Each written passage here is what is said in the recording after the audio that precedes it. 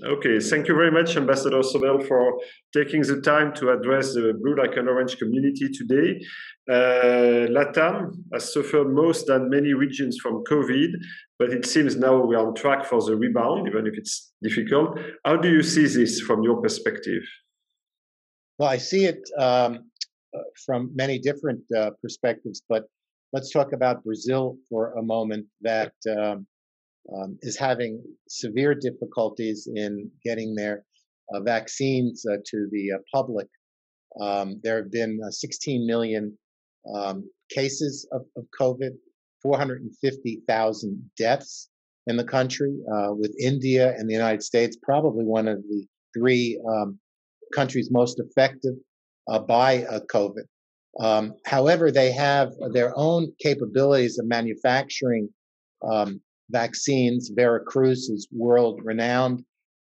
They are struggling in getting the precursors necessary to manufacture, but the hope is they will be an export a nation of vaccines for the region by early next year. So while it's been difficult, the economy has exceeded expectations continually. After the first wave, there was clearly a V-shaped recovery. Now that we're in the midst of a second wave, there is more of a U-shaped recovery. But it's interesting, in the last week, projections for economic growth, GDP growth this year has grown from 3 to 3.5, and now some are projecting 4.5% growth in GDP. To go on with that, let me say it's interesting how many sections of the economy or sectors have recovered differently than others. Obviously, commodities, food production, technology, e-commerce have recovered very nicely and are now growing significantly. But there are still many sectors of the economy still under severe stress. Yeah, you're also an investor. So what's your vision? What are the sectors that one should look in priority going forward after this sequence? Well, hindsight's always 2020. We all know that. But we've been very fortunate. We do have a cross-border fund called Valor. We have 4 funds. We are in the midst now of raising 2 new funds.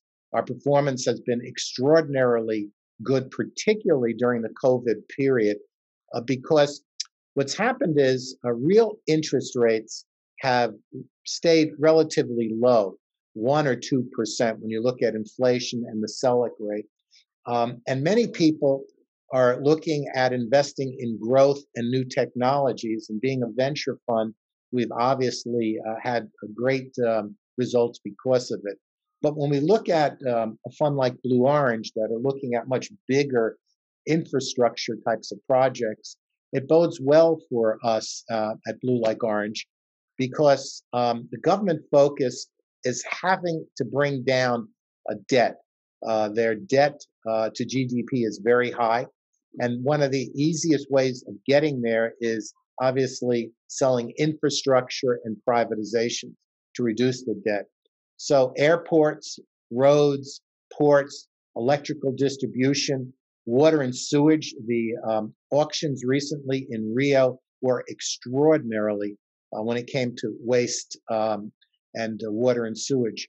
So I think the big projects are going to only increase in size. I think the recent legislation in Congress on privatizing Electrobras is going to create huge opportunities.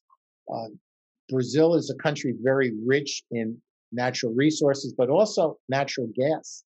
And the government is very focused on focusing on getting away from the hydro electrical grid into other capabilities. Obviously, they would love to do nuclear, but that's not going to be significant. But in natural gas and electric generation, I think you'll see huge investment there in the future.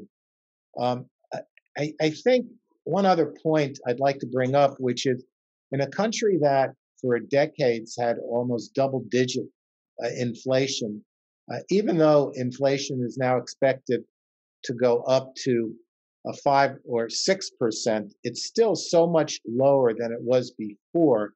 and the central bank is very, very mindful with the recent increase in the Selic rate to 3.75 to continue those increases so that you create a good moderation with inflation and interest rates. I think Roberto Campos, the governor of the central bank, is extraordinarily a good manager.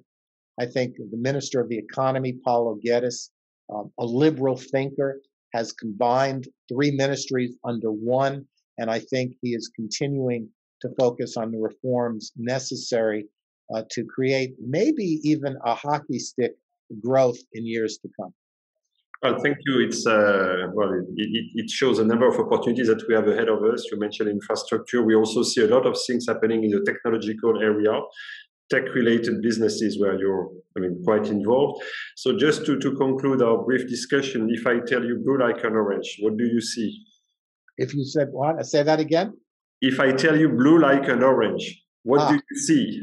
Thank God you told me you were going to ask me that, because under normal circumstances, I would have no idea how to answer it, because I had no idea where that came from.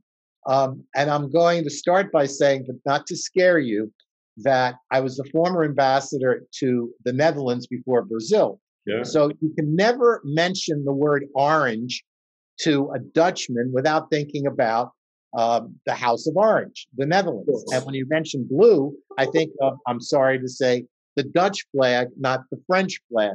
But I did some research, and I think that what's really great is that blue like orange comes from, I guess, an old focused philosophy on setting your minds free from their inner limitations. And I think blue-orange is like that, that we think beyond what is possible, and we do the impossible, and hopefully creating great value going forward. So I hope that's a good answer. Thank you. There is no good answer, but this one is awesome. Thank you very much, Ambassador, for your support and your time today. And talk soon. Thank you. Look forward to it. You take care. Thanks a lot.